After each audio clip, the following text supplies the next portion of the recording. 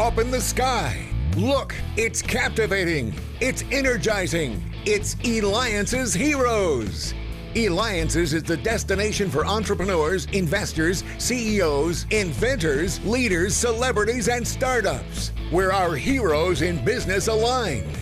Now, here's your host flying in, David Kogan, founder of Eliances. I gotta tell you, I'm just so giddy because we have the most amazing people in the world that come on this show. I love it, I love it. And we unlock the secrets of the heroes later on. We've got the CEO and founder. Are you ready for this? Como Audio. He is the Innovator of the Year for the consumer electronics arena. And also we have Clark Benson. He is the CEO and founder of Ranker. 50 million worldwide unique visitors and so much that's going on. And by the way, thank you for the feedback we continue to have from having the CEO of United Healthcare. So make sure you go to Eliances.com. That's Eliances.com. It is the only place as entrepreneurs align. Oh my gosh. All right. Get this. All right, at your service, I've got Major Margaret. That's right, Major Margaret, known as Hot Lips, Major Margaret Houlihan, Loretta Swit. And you could reach her at Switheart.org. And for those of you that, if there's anybody out there that may not recognize this music, it's from MASH because she played Major Margaret. That's right. Well, good afternoon to you, Major Margaret. How did the show, which by the way had been on, you've been on it for over 11 years. How did this show impact your life? Because everybody's heard of MASH. This is true. Well, it was a glorious impact. Everybody loved the show, related to it. They think of us as family. I have a global family. So the impact of that is pretty wonderful.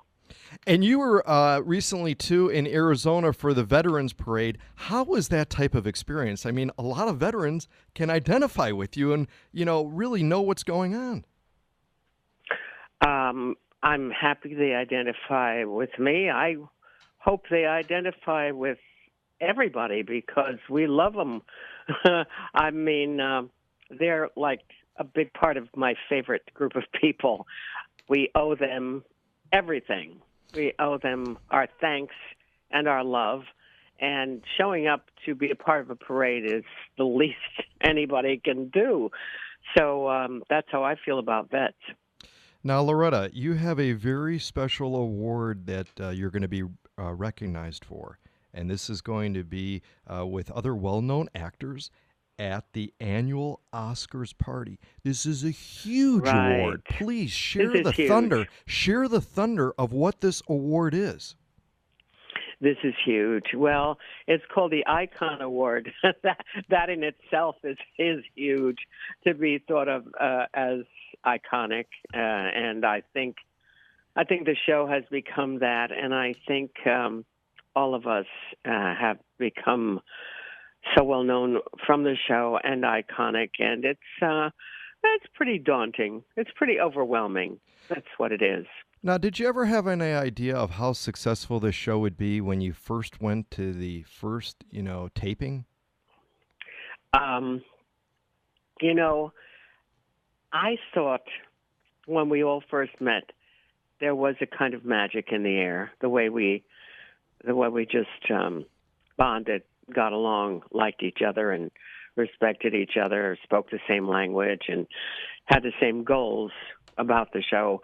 I thought there was something very special, but I don't think any of us could have dreamed that the show would turn into the phenomenon it did. I mean, you can't, no matter how sweet and endearing your wildest dreams are, I don't think you'd ever have the nerve to dream so big, so high, as to be a part of this phenomenon. I mean, it truly is phenomenal. And again, we've got Loretta Swit. She is the actress that was Major Margaret Houlihan, known as Hot Lips. You could reach her at Switheart.org. That's Switheart.org, because you're listening to me, David Kogan, host of the Eliances Hero Show. It is the only place where entrepreneurs align. Make sure you go to Eliances.com. That's Eliances.com.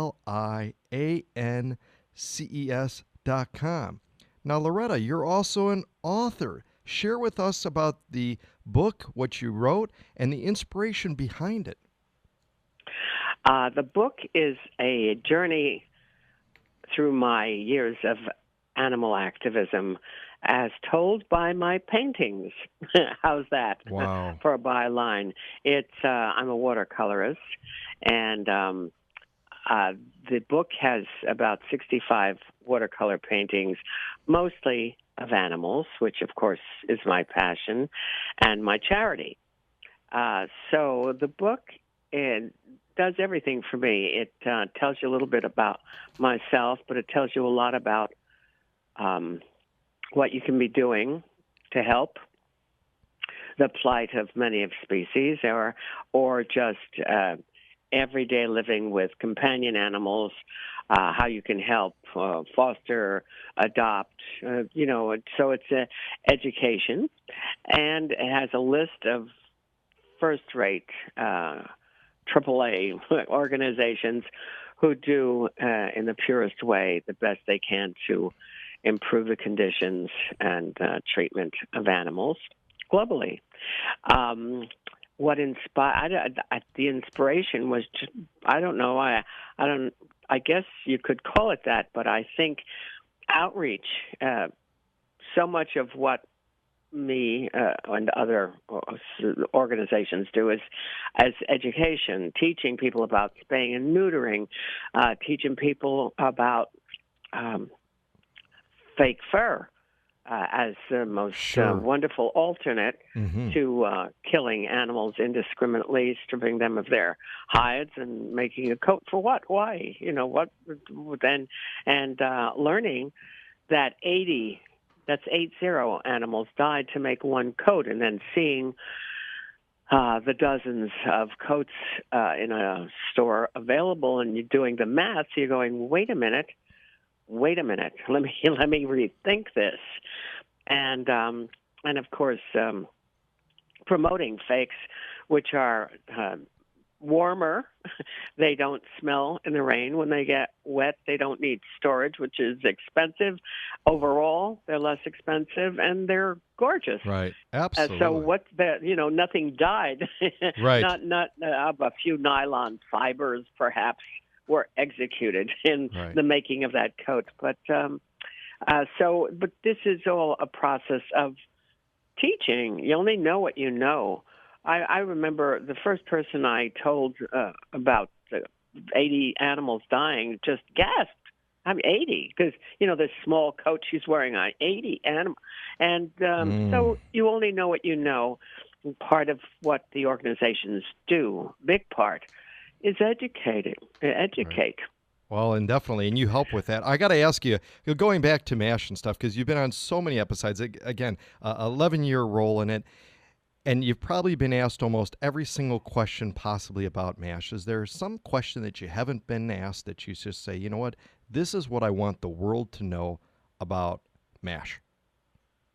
Oh, gosh, that's so subjective. I have no idea. Is there a specific scene? Is there a specific scene? Because, I'm sorry, what? Is there maybe a specific scene that was most memorable, or a line that was most memorable that you just can never forget that took place at MASH? I mean, if you could pinpoint it down to one specific scene or line. No, in over 255 episodes, however many we get, there was something special and memorable and wonderful every day, every episode, every scene. There was always something wonderful happening. That was the magic of that show. It was moral. It was spiritual. It was funny. It was entertaining. It was a little bit of everything. So there was always something quite wonderful. I most love the episodes in which my character was revealed to be who she was. A sensitive, caring human being, ambitious, wanting to be the best nurse, wanting to help people, trying very hard to be the the soldier her father never had. Her father, the general, had a girl. I mean, it's like she felt, but she was a disappointment to him and her family all her life. And she had so much to prove. This was the 50s. Women were not treated in the military the way they are today. I mean, we've made a lot of strides, obviously, but I mean, there she was in this horrific place. Korea is a very interesting country that is in the world the hottest in the summer, and in the winter the coldest. So you had these two extremes, as well as living in these primal conditions with rats in your bags and fleas and snake bite and frostbite, and these women, speaking for all those nurses and not just the head nurse, these women volunteered to do that work. And that's something terribly important for the audience, I think, to grasp. These sheroes, I call them, volunteered to do that work. And it's kind of remarkable. So there it was, the 50s, and I think they were feminists before the word was coined. They were brave, and I salute them every chance I get. I have a beautiful picture that I took in Phoenix. There was a group of nurses wearing the old uniforms that we used to wear with blue capes and red linings and the white caps. And so we took a chorus line picture of us together. These are heroes, really, sheroes. Excellent. All right, we've got time for one more question here, and a little less than a minute left, but very important is if you were talking to a collection of young actresses, what secrets would you want to share with them about having a lasting career in the competitive field of acting? This may not be a secret. Just be ready to do a lot of hard work. I love it. Creativity takes a lot of hard work, focus and study, and survival. I think sacrifice, too, in many ways. But you have to really want to do what you do. What I do. You have to really want to get in front of a camera or on stage or what have you, and fill the room with love and sharing and expression. The audience and the actors I've always regarded as a love affair. They give and take. They need each other. If they're not both present, there's nothing. So if the audience is there alone without anybody on stage, they're a mob of people. And if an actor's alone on stage, maybe just rehearsing, it's just a person. But together, they're a love affair, and they make magic. And, Loretta, they fill each other. You definitely fill the room with love, no question about it. You're an incredible actor. You're an icon. That's right. She's going to be receiving the Icon Award at the annual Oscars party. That's the huge award. That's right. Make sure you reach Loretta Swit. She actor at Major Margaret, Hot Lips Houlihan, author, activist, Switheart.org. That's SWITHERT.org. This is David Kogan with Eliances, and when we return, that's right, the founder of Como Audio.